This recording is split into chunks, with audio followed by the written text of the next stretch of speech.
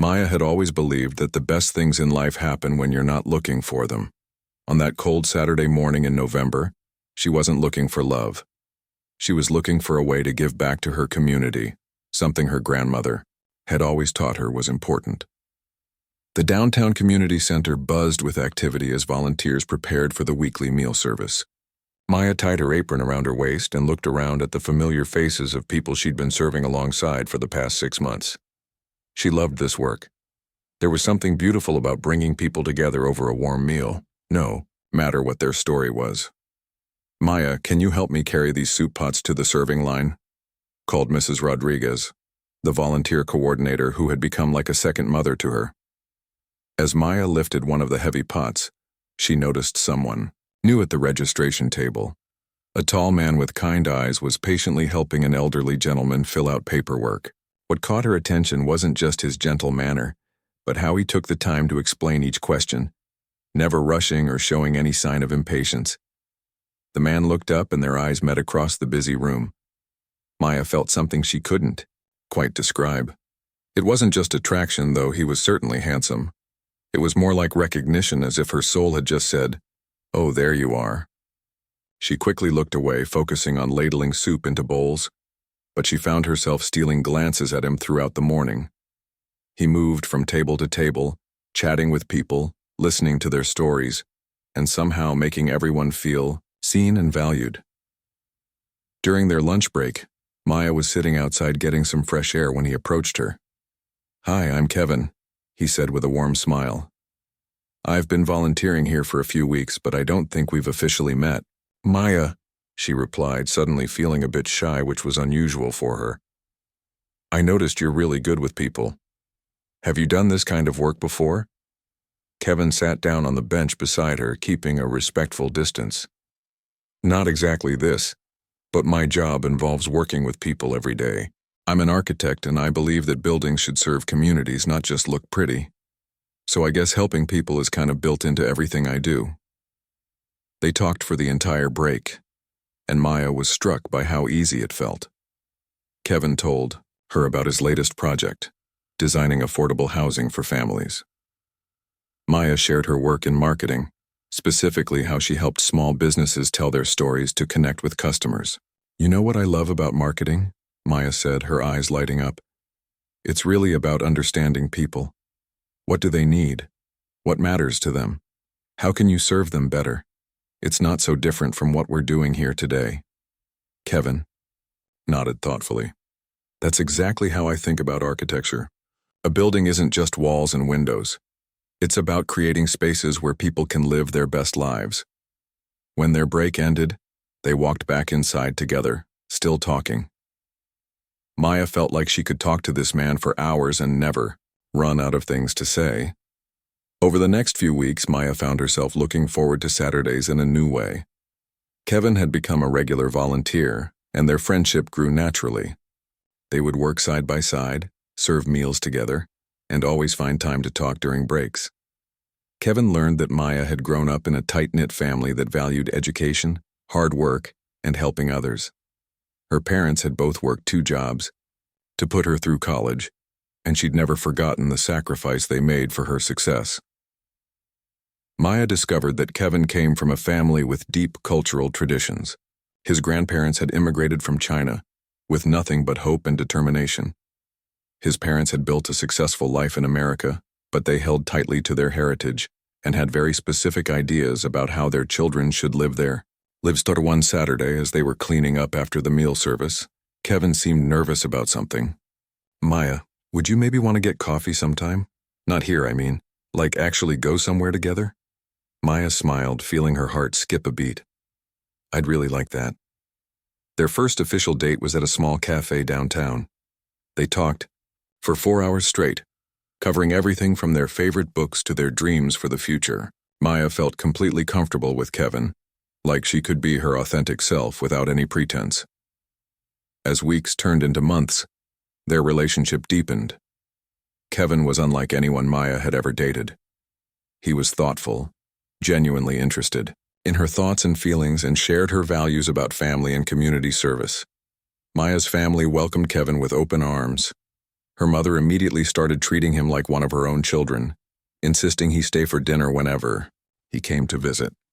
Her father, usually protective of his daughter, was impressed by Kevin's respectful manner and clear devotion to Maya. "That young man looks at you like you hung the moon," her mother told Maya one evening after Kevin had left.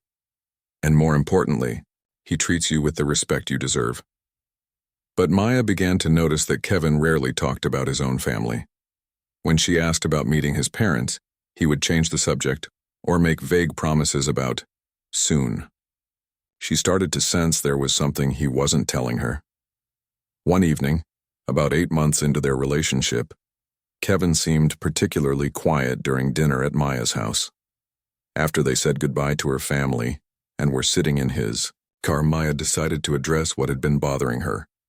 "Kevin, I need to ask you something, and I want you to be honest with me. Are you ashamed of me? Is there a reason I haven't met your family?" Kevin's face crumpled and Maya could see the pain in his eyes. "Maya, please don't ever think I'm ashamed of you. You're the best thing that's ever happened to me. It's not about you at all. It's about them." He took a deep breath and began to explain. His parents had very traditional views about marriage and family. They had always expected him to marry someone from their cultural community, someone who would understand and carry on their traditions. They had even introduced him to several young women they considered suitable matches. "When I told them about you, they didn't take it well," Kevin admitted, his voice barely above a whisper. "They said things I won't repeat because they were hurtful and wrong. They refused to meet you and told me I was making a mistake that would bring shame to our family." Maya felt like she'd been punched in the stomach. She had suspected there might be some family disapproval, but she hadn't realized the depth of it. "What did you tell them when they said those things?" she asked quietly. "I told them they were wrong. I told them that you're the most amazing woman I've ever met, and that if they can't see that, it's their loss. I told them I love you and that's not going to change." Maya looked at this man who had just chosen her over his family's approval, and she felt a mixture of love and heartbreak. She loved him even more for defending her, but she also understood what this conflict was costing him. "Kevin, I don't want to be the reason you lose your family." He took her hands in his. "Maya, you're not taking me away from my family. You're showing me what real love looks like. What we have is worth fighting for. I just need them to see what I see when I look at you." That night, Maya went home with a heavy heart, but also with determination. She knew that Kevin's family's disapproval wasn't really about her as a person. It was about fear, tradition, and the unknown. She had faced challenges before, and she wasn't about to give up on the love of her life without a fight. She also knew that this wouldn't be easy. Changing hearts and minds never is.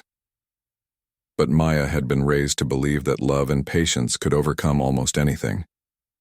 She was about to put that belief to the ultimate test.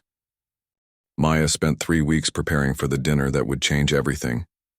She researched Kevin's family background, practiced conversation topics, and even watched videos about proper etiquette when meeting traditional Chinese families. She wanted to make the best possible first impression. "What if I say something wrong?" Maya asked her best friend Tasha during one of their lunch breaks at work. "What if I accidentally offend them?" Tasha shook her head. "Girl, you're overthinking this. Just be yourself. You're amazing, and if they can't see that, it's their problem, not yours." But Maya couldn't shake her nervousness. She knew how much Kevin's family meant to him, despite their disapproval of their relationship. She had seen the sadness in his eyes every time he talked about the growing distance between him and his parents. Maya desperately wanted to bridge that gap. The night before the dinner, Kevin called her sounding more stressed than she'd ever heard him. "Maya, I need to prepare you for tomorrow. My parents, they're not going to make this easy. They've agreed to meet you, but they're not happy about it. My mom has been cooking for 2 days straight, which she only does when she's really upset, and my dad has been extra quiet, which is never a good sign." Maya's heart sank a little, but she tried to stay positive. "It's okay, Kevin. I understand they're protective of you. I would be too if I were in their position. We'll get through this together." On Saturday evening, Maya stood in front of her closet for an hour, trying to decide what to wear. She finally chose a simple navy blue dress that was conservative, but still showed her personality. She had spent the morning baking chocolate chip cookies from her grandmother's recipe and had bought a beautiful white orchid plant, remembering that Kevin had mentioned his mother loved flowers. When Kevin picked her up, she could see the tension in his shoulders. During the drive to his parents' house, he kept apologizing in advance for anything that might happen. Maya, no matter what they say or do tonight, please remember that I love you. And remember that this is about their fears, not about who you are as a person. The house was beautiful, a traditional-style home with a perfectly manicured garden. Maya took a deep breath as they walked up the front steps. This was it, the moment that could make or break her relationship with the man she loved. Kevin's mother answered the door, and Maya immediately felt the chill in the air. Mrs. Chen was an elegant woman in her 50s, but her expression was cold and unwelcoming. She barely glanced at Maya before speaking to Kevin in rapid Chinese. Maya didn't understand the words, but the tone was clearly disapproving. "Mom, this is Maya," Kevin said in English, his voice strained. "Maya, this is my mother." Maya stepped forward with a warm smile, extending the orchid plant. "Mrs. Chen, it's so wonderful to finally meet you. Thank you for inviting me to your home. I brought this for you, and I also made some cookies." Mrs. Chen looked at the plant like it might be poisonous. She took it without a word and set it on a table by the door, not even acknowledging the cookies in Maya's other hand. The living room was beautifully decorated with traditional Chinese furniture and artwork. Kevin's father sat in a large chair, reading a newspaper in Chinese. He looked up when they entered, gave Maya a brief nod, and immediately returned to his reading without saying a word. Kevin's younger sister Amy was there too, sitting on the couch with her laptop. She was about Maya's age, and Maya had hoped they might connect. But Amy barely looked up from her screen when Kevin introduced them. "Dinner is ready," Mrs. Chen announced, though Maya noticed she was looking at Kevin, not at her. The dining room table was set beautifully with fine china and elegant serving dishes. Maya's heart lifted slightly when she saw all the delicious-looking food. Maybe this would be where they could connect over the meal Mrs. Chen had worked so hard to prepare. But as they sat down, Maya realized with growing horror that there were only 4 place settings. Kevin's parents, Amy and Kevin, had seats at the table. There was no place for Maya. "Mom," Kevin said, his voice tight with embarrassment. "Where is Maya supposed to sit?" Mrs. Chen looked genuinely surprised, though Maya suspected it was an act. "Oh, I'm sorry. I forgot we had a guest. Amy, can you get another chair from the kitchen?" Amy sighed dramatically and went to get a folding chair, which she placed at the end of the table, clearly separate from the family seating arrangement. Maya sat down, trying to maintain her composure, but she felt like crying. The meal was torture. Mrs. Chen served everyone else first, making sure their bowls were full and their drinks were topped off. Maya's plate remained empty until Kevin finally stood up and served her himself, which clearly annoyed his mother.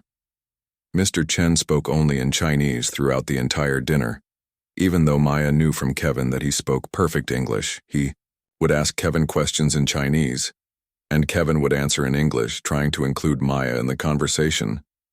But his father would just continue in Chinese, effectively shutting Maya out completely. Amy followed her parents' lead, speaking to Kevin about her college classes and her job search, but never once addressing Maya directly. When Maya tried to join the conversation by mentioning her own college experience, Amy would just nod politely and then change the subject. The most painful moment came when Maya complimented Mrs. Chen on the delicious food and asked about one of the recipes. Mrs. Chen looked at her with barely concealed disdain and said, "It's a family recipe, very complicated. I don't think you would understand." Maya felt her cheeks burn with embarrassment and hurt. She had cooked Chinese food before and was actually quite good in the kitchen, but Mrs. Chen's dismissive tone made it clear that she didn't think Maya was capable of understanding their culture. When Maya offered to help clear the dishes, Mrs. Chen's response was swift and sharp. "Sit down. You don't know where things go." Kevin looked mortified. "Mom, Maya is just trying to help. I said sit down, Mrs. Chen repeated, her voice leaving no room for argument. Maya sat back down, feeling smaller and more unwelcome by the ensuing minute. She watched as the family moved around the kitchen with practiced efficiency, speaking in Chinese and occasionally looking in her direction with expressions that ranged from indifference to outright hostility. The cookies she had brought remained untouched on the kitchen counter, still in their container. The orchid plant sat by the front door, ignored and unwanted, just like Maya felt. After dinner, they moved back to the living room, but the conversation was stilted and uncomfortable. Mr. Chen returned to his newspaper. Mrs. Chen busied herself with cleaning that didn't need to be done. Amy retreated to her laptop. Kevin tried desperately to facilitate conversation, asking his parents about their week, their health, their friends. But every attempt to include Maya was met with polite but cold responses that made it clear she was not part of this family circle. The final insult came when they were preparing to leave. Maya had hoped to at least end the evening on a positive note, so she tried one more time to connect with Mrs. Chen. "Thank you so much for dinner, Mrs. Chen. Everything was absolutely delicious. I hope we can do this again soon." Mrs. Chen looked at her with the same cold expression she'd worn all evening. "Kevin knows he's always welcome here," she said, the implication clear. Kevin was welcome. Maya was not. The ride home was silent for the first 10 minutes. Maya stared out the window, trying not to cry. She had expected some resistance, some awkwardness, but she hadn't expected such blatant hostility and disrespect. Finally, Kevin pulled over to the side of the road and turned off the engine. When Maya looked at him, she saw tears in his eyes. "Maya, I am so sorry. I knew they were unhappy, but I never imagined they would treat you like that. What they did tonight was cruel and unacceptable." Maya's composure finally cracked, and the tears she'd been holding back all evening began to flow. "Kevin, they hate me. They don't even know me. And they hate me. How can we possibly build a future together when your family wants nothing to do with me?" Kevin reached for her hand, but Maya pulled away. She wasn't angry at him, but she felt so hurt and rejected that she needed space to process what had just happened. "They don't hate you, Maya. They hate change. They hate that their plans for my life don't match what I want for myself. But that's their problem to solve, not ours." Maya wiped her eyes and looked at the man she loved. She could see how much this was hurting him too. He was caught between the woman he loved and the family that had raised him, and it was tearing him apart. "I need some time to think about this, Kevin. Tonight was really hard.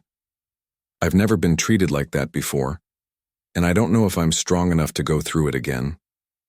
When Kevin dropped her off at home, Maya's mother took one look at her daughter's face and immediately wrapped her in a hug. Maya told her everything that had happened, and her mother's face grew more and more concerned.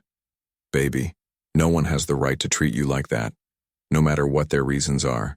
You are a beautiful, intelligent, successful woman, and any family would be lucky to have you."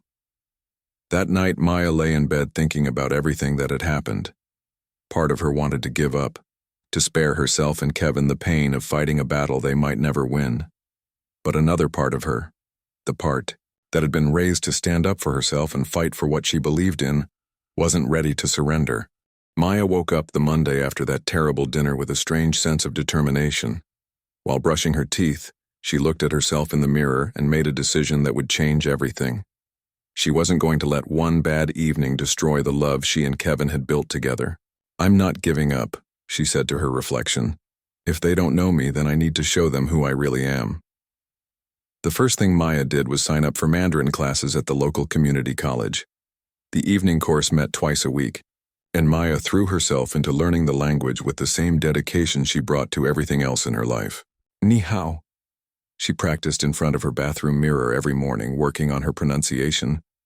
The tones were incredibly difficult, and she often felt frustrated when she couldn't get them right.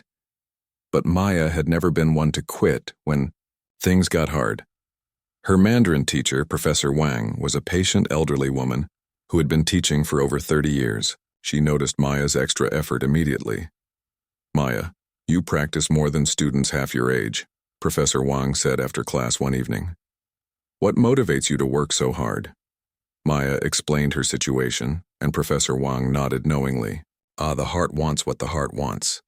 But learning language is more than words.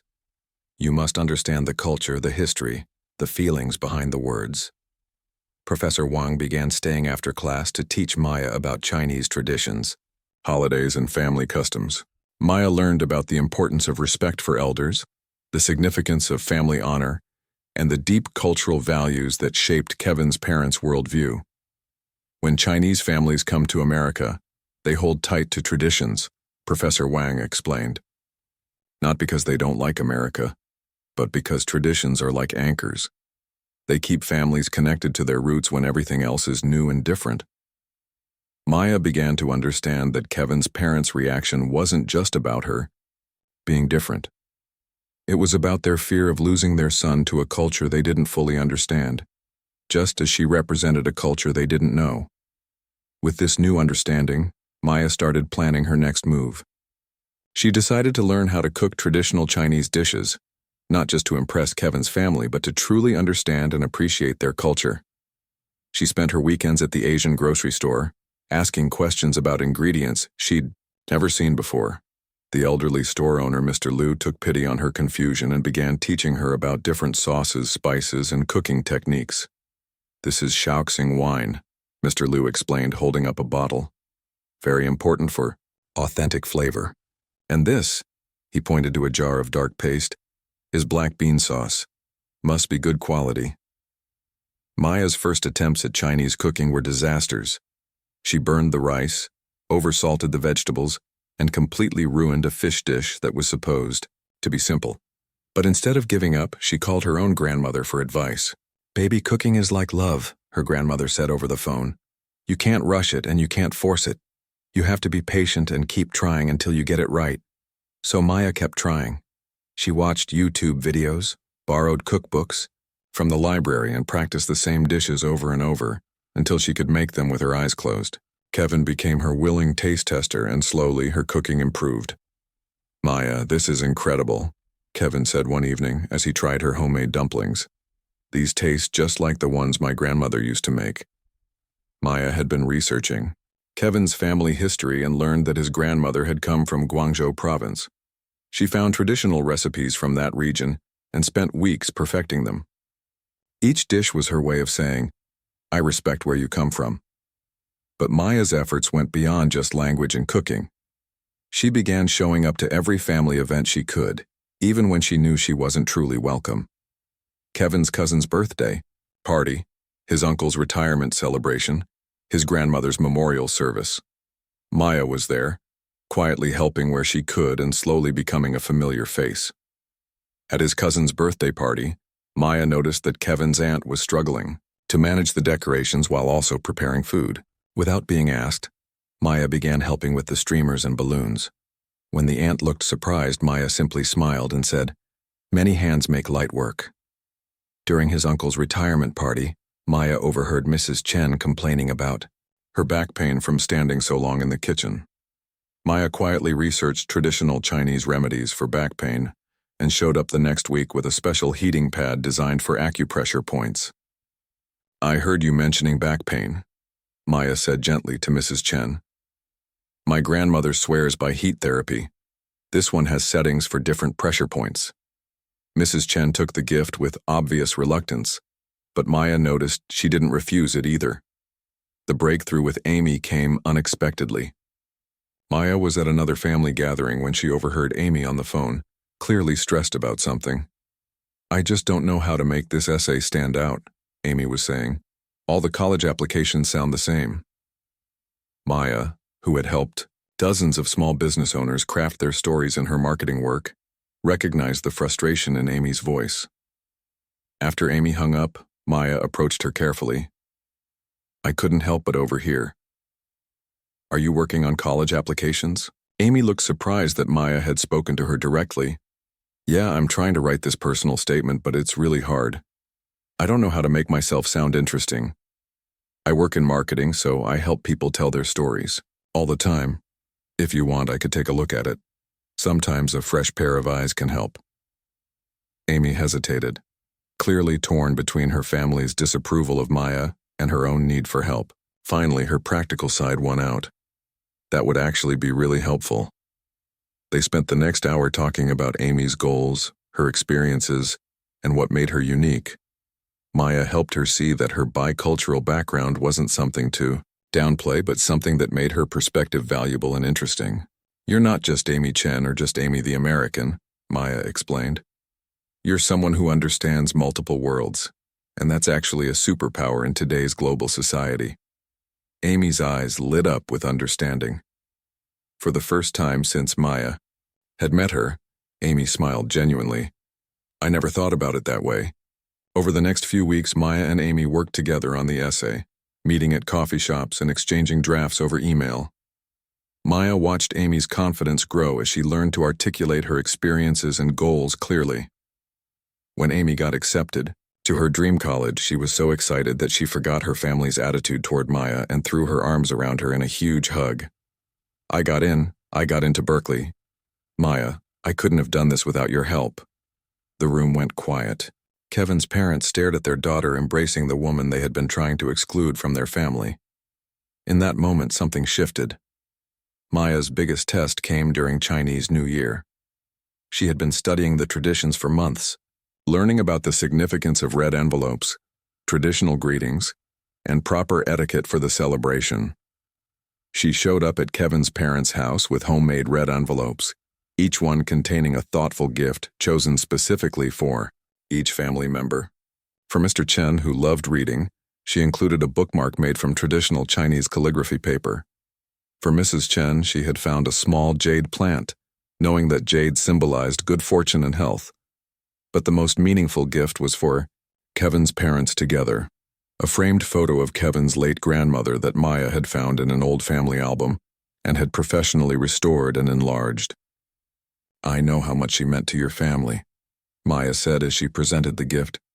"I thought you might like to have this restored so future generations can see her clearly." Mrs. Chen's hands trembled as she took the frame. Her mother-in-law had died 10 years earlier, and the only photos they had were old and faded. Maya had somehow managed to bring the beloved matriarch back to life in vivid detail. Where did you find this?" Mrs. Chen whispered. "Kevin showed me some old albums a few months ago. I noticed this photo and thought it was beautiful. I hope it's okay that I had it restored." For the first time since Maya had met her, Mrs. Chen's cold mask slipped completely. Tears filled her eyes as she stared at the image of the woman who had raised her husband and been like a mother to her. "She would have liked you," Mrs. Chen said quietly, almost to herself. "She always said that love shows itself through actions, not words."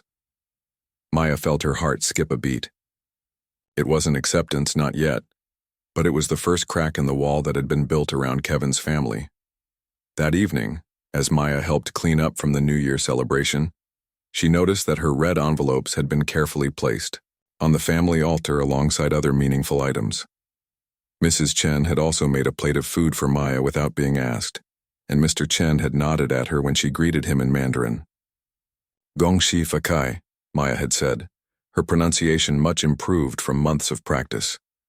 "Gongxi Fakai," Mr. Chen had replied, and Maya could swear she saw the hint of a smile on his face. As Maya and Kevin drove home that night, Kevin reached over and squeezed her hand. "You know what amazes me about you?" he said. "You could have walked away after that first dinner. Anyone would have understood, but instead, you decided to show them who you really are." It was a Tuesday morning in March when everything changed. Maya was at work reviewing marketing campaigns for a new client when her phone rang. Kevin's name flashed on the screen, and something in his voice immediately made her stomach drop. "Maya, I'm at the hospital. My mom collapsed this morning. She's really sick." Maya's heart stopped. Despite everything that had happened between them, the thought of Mrs. Chen being seriously ill filled her with genuine worry and fear. "Oh my God, Kevin. What happened? Is she going to be okay?" "The doctors think it's pneumonia, but it's pretty severe. She's been hiding how sick she felt for days. You know how she is. She never wants to worry anyone or seem weak." Kevin's voice cracked with emotion. Maya, I'm scared. She looks so small in that hospital bed. Without hesitation, Maya grabbed her purse and keys. Which hospital? I'm coming right now. Maya, you don't have to do that. I know things have been difficult with my family. Kevin, I'm coming. Your mom is sick and you need support. End of discussion. The drive to the hospital felt like the longest 20 minutes of Maya's life. She thought about Mrs. Chen lying in a hospital bed, probably scared and in pain. Maya realized that somewhere along the way, despite all the coldness and rejection, she had started to genuinely care about Kevin's mother as a person. When Maya arrived at the hospital, she found Kevin in the waiting room with his father and Amy. Mr. Chen looked older than she'd ever seen him, his usual composed demeanor replaced by obvious worry and exhaustion. Amy was crying quietly, clutching a tissue.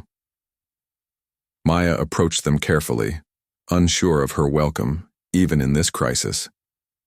How is she? Maya asked softly. Mr. Chen looked up at her with surprised eyes as if he couldn't believe she was there. She's stable, but the pneumonia is severe. The doctors say the next few days will be critical. Maya sat down near them, not too close but close enough to offer support. Is there anything I can do? Anything you need? Amy wiped her eyes and looked at Maya. We've been here since 6 this morning. Dad hasn't eaten anything and Kevin's been running on coffee and stress. Maya immediately understood what needed to be done. I'm going to go get some real food for everyone. Mr. Chen, is there anything specific you'd like? Mr. Chen shook his head, seeming overwhelmed by the simple kindness. I'm not hungry.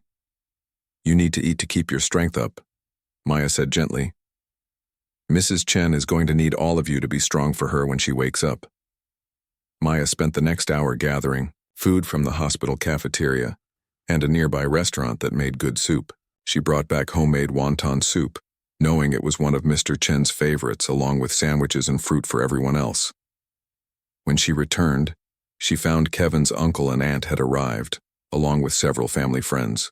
The waiting room was full of people who loved Mrs. Chen, and Maya felt a bit out of place among all the familiar faces and rapid Chinese conversations.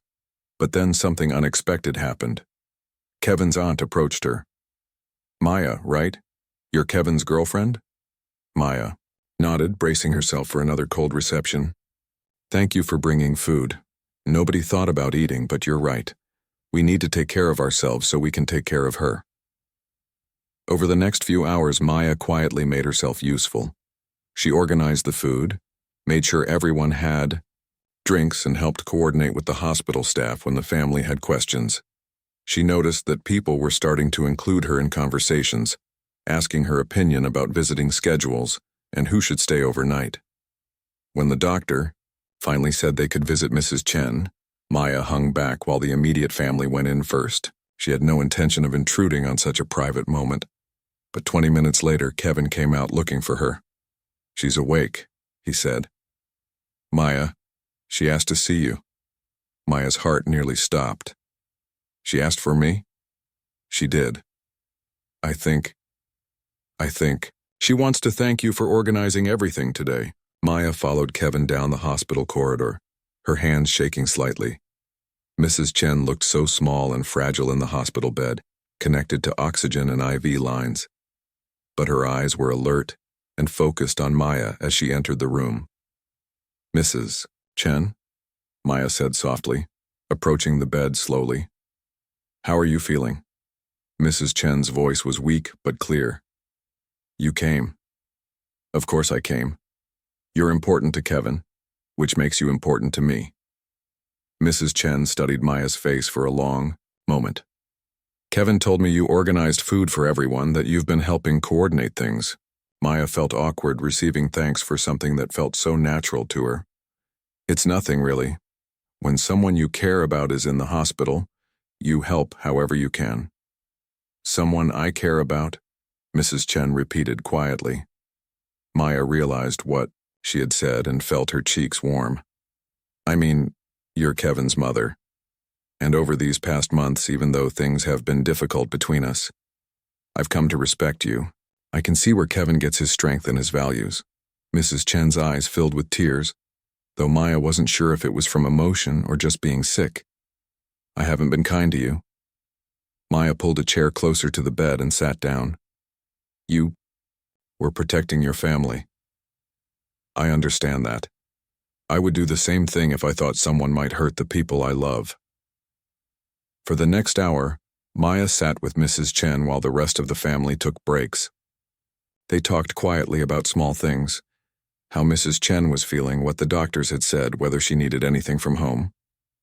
Maya, Mrs. Chen said during a quiet moment, will you read to me? My eyes are tired, but I don't want to sleep yet. Maya looked around and saw a book of Chinese poetry on the bedside table. Would you like me to read this? Mrs. Chen nodded, and Maya opened the book carefully. She had been practicing reading Chinese characters in her language classes, but this was much more advanced than anything she'd attempted before. Maya started reading slowly, struggling with some of the pronunciation. She knew her tones weren't perfect, and she had to pause frequently to sound out unfamiliar characters. But Mrs. Chen didn't interrupt or correct her. She just listened with closed eyes. After about 10 minutes, Maya noticed tears streaming down Mrs. Chen's face. Did I say something wrong? Maya asked, worried she had mispronounced something important. Mrs. Chen shook her head. No, you said everything right. These are poems my mother used to read to me when I was sick as a child. I haven't heard them in years, and hearing you try so hard to read them in my language. She paused, overcome with emotion. When did you learn to read Chinese? I've been taking classes for a few months, Maya admitted. I wanted to understand your culture better. I know my pronunciation isn't very good yet. Why? Mrs. Chen asked simply. Maya considered her answer carefully. Because understanding where someone comes from helps you understand who they are. And because Kevin's heritage is part of who he is. If I love him, I should love all of him, including his background and his family. Mrs. Chen was quiet for a long time, and Maya wondered if she was falling asleep. But then she spoke, her voice barely above a whisper. I was wrong about you. Maya felt her heart skip a beat. Mrs. Chen, I was so afraid that you would take Kevin away from our culture, from our family. I was afraid that he would forget who he is and where he comes from. But you're not taking him away from us, you're trying to become part of us. Maya reached out and gently took Mrs. Chen's hand. I never wanted to take him away from you. I wanted to become someone worthy of being part of your family. Mrs. Chen squeezed Maya's hand weakly. My mother-in-law, Kevin's grandmother, she used to say that you can judge a person's character not by what they say, but by what they do when they think no one is watching. Today, when I was sick and scared, you came to help my family even though we haven't treated you well. That tells me everything I need to know about who you are. Over the next few days, Maya became a constant presence at the hospital. She brought homemade congee when Mrs. Chen was finally able to eat solid food. She helped translate medical terms when the family had questions about treatment. She organized schedules so that someone was always with Mrs. Chen, but no one got overwhelmed. Mr. Chen began asking Maya about her work, her family, her life outside of her relationship with Kevin. Amy started confiding in Maya about her college plans and her anxieties about starting a new chapter of her life. Most importantly, Mrs. Chen began teaching Maya family recipes during her recovery, describing techniques and ingredients while Maya took careful notes. This dish was Kevin's favorite when he was little, Mrs. Chen would say. You add the soy sauce at the end, never at the beginning, or the flavor won't be right. One afternoon, while Mrs. Chen was napping and Maya was quietly organizing get-well cards, Mr. Chen approached her. Maya, I owe you an apology. Maya looked up, surprised by his serious tone. I judged you before I knew you. I was worried about preserving our traditions, but I forgot that traditions aren't just about rules and customs. They're about values, like loyalty, kindness, and putting family first. You've shown all of those values more clearly than many people who were born into our culture. Maya felt tears welling up in her eyes. Thank you, Mr. Chen. That means more to me than you know. I see now why Kevin loves you, he continued. And I see that loving you doesn't make him less Chinese. It makes him a better person. When Mrs. Chen was finally released from the hospital a week later, she insisted that Maya come to the family dinner celebrating her recovery. 2 years later, Maya stood in front of her bedroom mirror adjusting the delicate pearl necklace her mother had given her. Today was her wedding day, and she could hardly believe how much had changed since that first terrible dinner at the Chanyi family home. You ready, sweetheart? Her mother asked, stepping into the room with tears already forming in her eyes.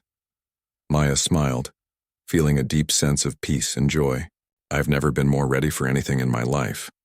The wedding was going to be a beautiful blend of both families' traditions. Maya and Kevin had spent months planning a celebration that honored both cultures, and everyone had contributed ideas and suggestions. It was exactly the kind of day Maya had dreamed of when she first fell in love with Kevin. Downstairs, Maya could hear the bustling sounds of final preparations. Mrs. Chen had insisted on preparing some of the food herself, working, alongside Maya's mother and grandmother, to create a feast that represented both families. The two mothers had become unexpected friends over the past year, bonding over their shared love for their children and their mutual enjoyment of cooking. Maya, Mrs. Chen is here with something for you, Maya's sister called from downstairs. Maya felt her heart skip with excitement. Over the past 2 years, her relationship with Kevin's mother had transformed completely. Mrs. Chen had become like a second mother to her, teaching her family recipes, sharing stories about Kevin's childhood and including her in every family decision and celebration. Mrs. Chen appeared in the doorway, carrying a small, elegant jewelry box. Her eyes were bright with emotion as she approached Maya.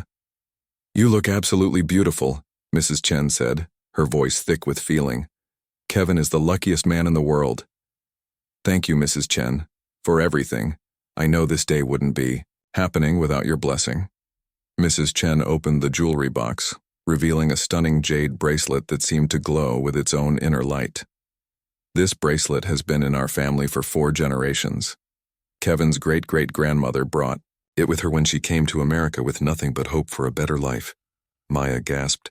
She knew how precious family heirlooms were to the Chen family, and she understood the incredible significance of what Mrs. Chen was offering. It was passed to Kevin's great-grandmother, then to his grandmother, and then to me when I married, Kevin's father. And now I want you to have it. Maya felt tears welling up in her eyes. Mrs. Chen, I can't accept something so precious.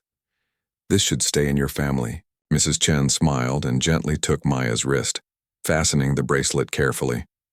You are our family now, Maya. This bracelet has always been given to the woman who would carry on our family's love and traditions. That woman is you. Maya looked down at the beautiful jade bracelet on her wrist, feeling the weight of generations of love and tradition. I promise I'll take good care of it. I know you will. But more importantly, I know you'll take good care of Kevin, and he'll take good care of you. That's what this bracelet really represents, the promise that love will continue through the generations. Mrs. Chen reached into her purse and pulled out a folded piece of paper. I wrote something for today. I wanted to read it during the reception, but I wanted to share it with you first. Maya listened as Mrs. Chen read her speech, and by the end both women were crying. When Kevin first told us about you, I was so afraid, Mrs. Chen read. I was afraid that he would forget where he came from. I was afraid that our traditions would be lost. I was afraid that we would lose our son to a world we didn't understand. She paused, looking directly at Maya. But I was wrong about everything. You didn't take Kevin away from us. You brought us a daughter we never knew we needed. You didn't threaten our traditions. You embraced them and made them richer by adding your own family's beautiful customs to ours. Maya wiped her eyes, trying not to smudge her makeup. Mrs. Chen, you changed my life too. You taught me that love isn't just about accepting someone as they are. It's about growing and learning and becoming better because of the people you love. The wedding ceremony was held in a beautiful garden venue that allowed for both indoor and outdoor celebrations. Maya's family had decorated one section with flowers and colors that represented their African American heritage, while Kevin's family had created a traditional Chinese tea ceremony area. As Maya walked down the aisle, she saw faces filled with love and joy. Her own family was beaming with pride, but what made her heart soar was seeing Kevin's family looking just as happy and welcoming. Mr. Chen was standing tall with obvious pride. Amy was crying happy tears, and Mrs. Chen was smiling brighter than Maya had ever seen her. Kevin stood at the altar looking absolutely handsome in his tuxedo, but what Maya loved most was the pure joy and love shining in his eyes. This was the man who had been willing to fight for their love even when it seemed impossible. The ceremony itself was beautiful, incorporating traditions from both cultures. They exchanged vows in both English and Mandarin, with Kevin's cousin helping Maya with the Chinese pronunciation. They performed a traditional tea ceremony honoring both sets of parents, and they jumped the broom in tribute to Maya's family heritage. When the officiant pronounced them husband and wife, the entire crowd erupted in cheers and applause. As Maya and Kevin kissed, she could hear Mrs. Chen's voice above all the others, shouting with joy in both Chinese and English. The reception was everything Maya had dreamed of and more. The food was an incredible fusion of both families' favorites. Maya's grandmother's famous mac and cheese sat right next to Mrs. Chen's traditional dumplings. Kevin's uncle had made a playlist that included everything from traditional Chinese music to Maya's favorite R&B songs. But the most special moment came when Mrs. Chen stood up to give her speech. The room fell silent as she approached the microphone, and Maya could see that she was nervous but determined. When my son first told me about Maya, I thought I knew what was best for our family. Mrs. Chen began, her voice strong and clear. I thought that to preserve our culture and traditions, Kevin needed to marry someone who looked like us, who spoke our language, who understood our ways without explanation. She paused, looking directly at Maya and Kevin. I was so focused on preserving the past that I almost missed the gift of the future. Maya didn't come into our family to change us or take anything away from us. She came to add to us, to make us bigger and better and more loving than we ever were before. The room was completely silent, hanging on every word. Maya spent months learning our language, not because she had to, but because she wanted to understand us. She learned to cook our food, not to impress us, but because she genuinely wanted to connect with our culture. She showed up for our family, during our darkest hours, not because it was easy, but because that's who she is. Mrs. Chen's voice broke slightly with emotion. I want to publicly apologize to Maya for the way I treated her in the beginning. My fear and stubbornness almost cost our family the most wonderful daughter-in-law we could have asked for. Maya felt tears streaming down her face as Mrs. Chen continued. Today, as I watch my son marry this incredible woman, I'm not losing a son. I'm gaining a daughter, and our grandchildren will grow up understanding that love has no color, no boundaries, and no limits. They'll grow up knowing that family isn't just about blood, but about the people who choose to love you and stand by you no matter what. Mrs. Chen raised her glass high. To Maya and Kevin, who taught us all that love really does conquer everything. The entire room erupted in applause and cheers. Maya could barely see through her tears as she stood up and hugged Mrs. Chen tightly. Thank you, Maya whispered. Thank you for giving us a chance. Thank you for never giving up on us, Mrs. Chen whispered back. As the evening continued, Maya watched both families dancing together, sharing stories, and genuinely enjoying each other's company. Amy was teaching Maya's cousins how to use chopsticks, while laughing at their attempts.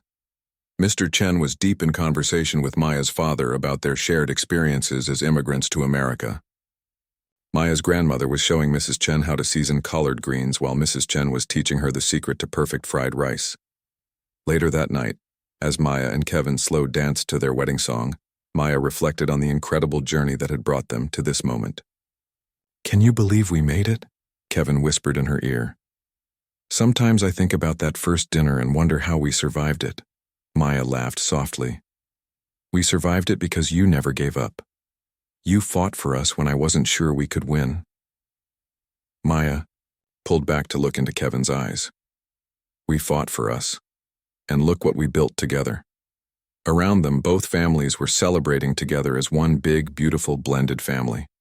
Children were running around playing games that mixed traditions from both cultures. Adults were sharing stories and laughing at inside jokes that had developed over the past 2 years. "You know what the best part is?" Maya said, watching Mrs. Chen teaching her nephew how to fold dumplings while Maya's mother showed Amy's friend how to braid hair. "What's that?" "Our kids are going to grow up thinking this is normal. They'll grow up believing that love is what makes a family, not what you look like or where you come from. They'll never know a world where love has limits."